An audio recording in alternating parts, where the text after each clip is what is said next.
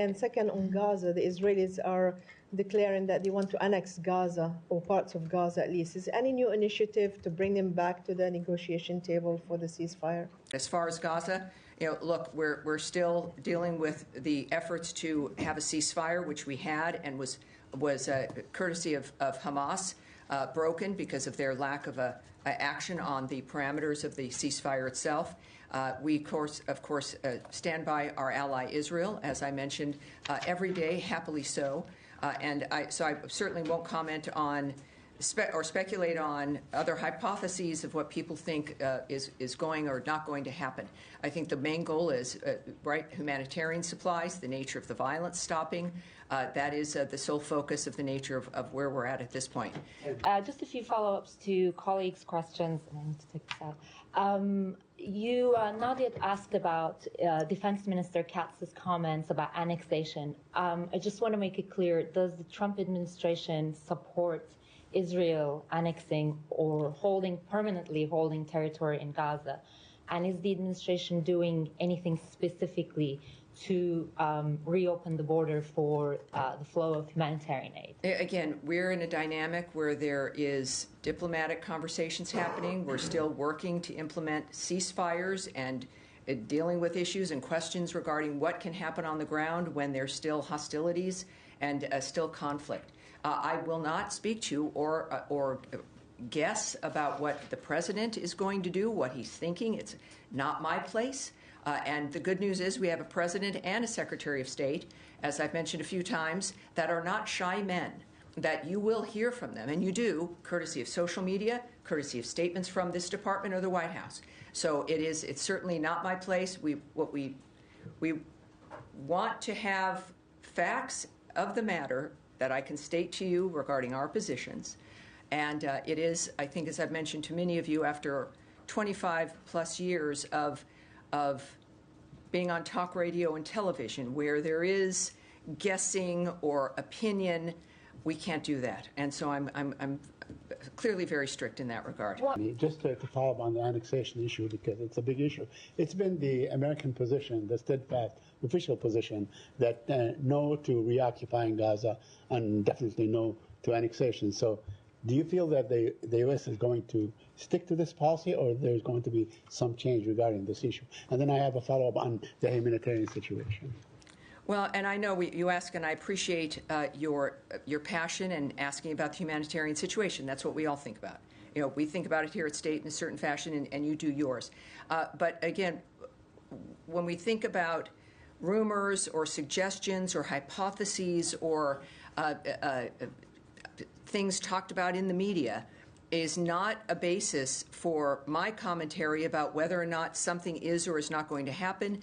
What I've expressed to you, what we do know is what is public and what is the policy of this administration, certainly that Secretary Rubio is committed to, which is ending bloodshed. Now, so there's the talk about annexing things, or that is, if anything, for those of you who care about these issues, it is a distraction to move past the nature of what's going on now with one cause, which is Hamas's attitude and actions. And while we have to deal with what is continuing and not happening because of their choices, we are continuing to try to stop that. So it's interesting that we can continue to keep in light, sir, just a minute, keep in our minds the nature of what's in front of us, which is still to stop the wholesale slaughter of people, the use of other individuals as human shields, the general chaos that causes, and the fact that there are ways to stop it. And that's what we're working on now. But others, perhaps, they want us to always talk about something else to get people distracted about that thing, so you stop looking at what is the thing that we need to deal with immediately. And I look to the Trump administration and to Secretary Rubio as examples of keeping their eyes on the prize and working methodically in this moment to get us to where we need to go. Yes, sir. Tammy just mentioned that your goal is to stop the war and to let the humanitarian aid get inside Gaza, and this is, I believe, the goal of everyone else. But according to the UN, Israel stopped aid from going through the crossing 20 days now, consecutively. This is the longest since October 7, and this happened before the renewed airstrikes now. So there was no military operations in the region that prevent aid from going in.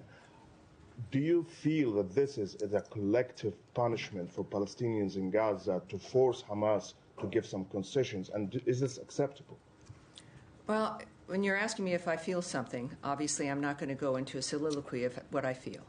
What I can tell you is I also won't speak about a hypothetical or a separate report of what has happened with Israel.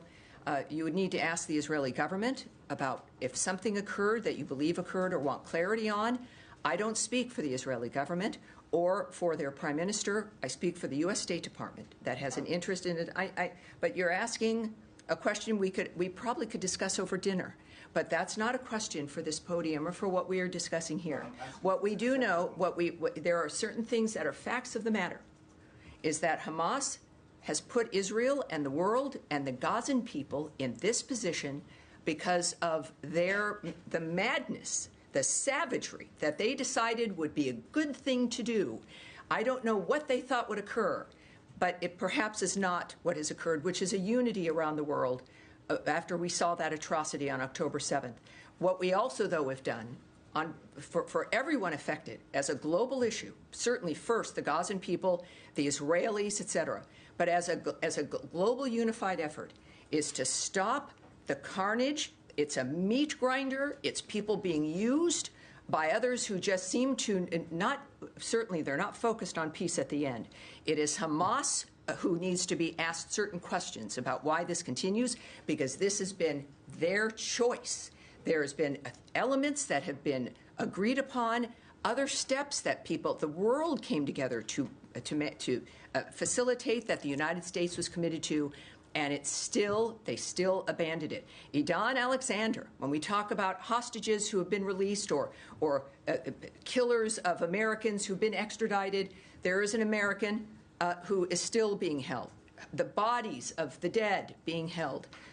That is what is in front of us. A question still about the meeting. If you confirm the meeting with the Israeli and the Americans next week here at the State Department and the White House, and if so, about Iran is going to be. That's from a report on Axios. So can you, if it's true, can you give us some insight? Nice ending phrase there. Yeah, can you give us some insight of what we're going to see? Or what? If this is at the White House, as you suggest, well, I can't tell you what's going to happen at the White House, and I won't be confirming any meetings in this regard.